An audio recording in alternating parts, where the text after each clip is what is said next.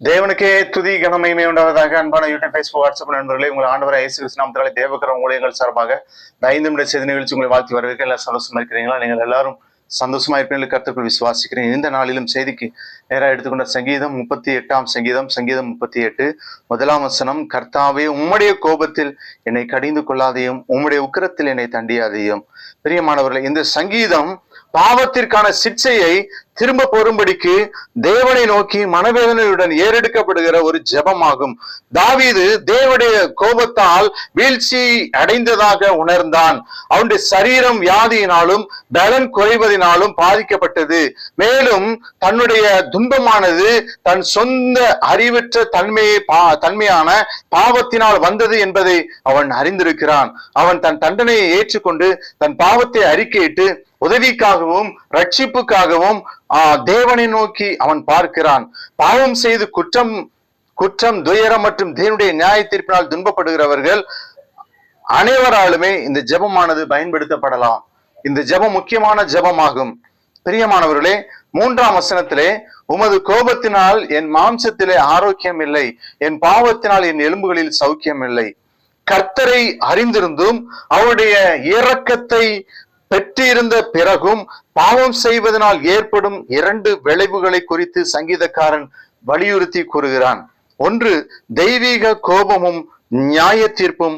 மனம் திரும்புகிற விசுவாசியில் ஒழுங்கு நடவடிக்கை எடுக்காமல் எப்பொழுதும் தேவன் மன்னித்து பாவத்தை மறந்து விடுகிறார் என்று போதனை என்றுமே வேதாகம போதனை அல்ல.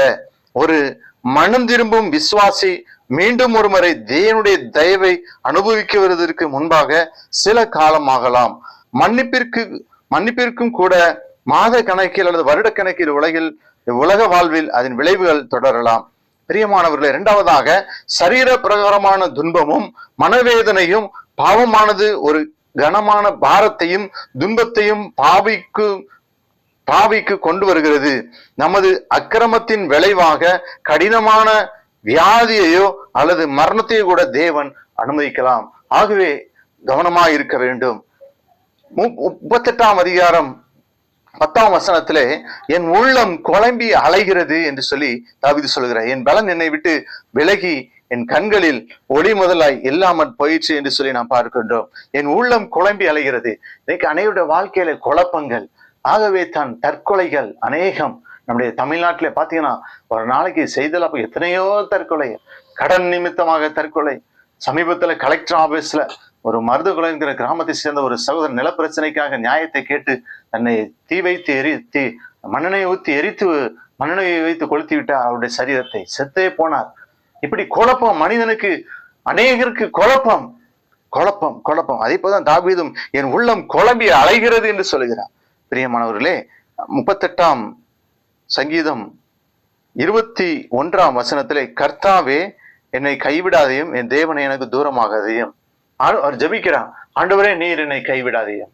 இன்னைக்கு ஆண்டவர் நம்மை கைவிடாமல் இருக்கிறதுனால்தான் நாம் பிழைத்திருக்கிறோம், நாம் வாழ்ந்து கொண்டிருக்கிறோம், நாம் ஆசீர்வதிக்கப்பட்டிருக்கிறோம், நம்முடைய பிள்ளைகள் ஆசீர்வதிக்கப்பட்டிருக்கிறார்கள். அவர் ஜபிக்கிறார், ஆண்டவரே என்னை கைவிடாதையும் என தூரமானதையும். மனப்பூர்வமாய் செய்யப்படும் பாவத்தினால் ஏற்படும் ஒரு பயங்கரமான விளைவு தேவனுடைய ஐக்கியத்தையும் அவருடைய சமூகத்தின் உணர்தலையும் இழந்து போவதுமாகும்.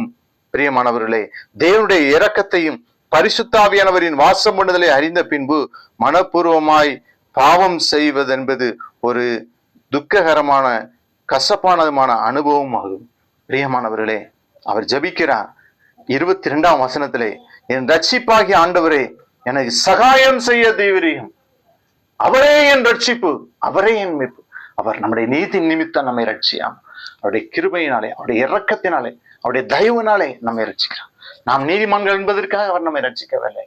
அவருடைய இரக்கம், அவருடைய தயவு, அவருடைய கிருபை. ஜெபிப்போமா? அன்பின் ஆண்டவரே, வசனத்தை கேட்ட பிள்ளைகள் ஆசீர்வதியும். இயேசு நாமத்தில் ஜெபிக்கிறோம். தேங்க்யூ.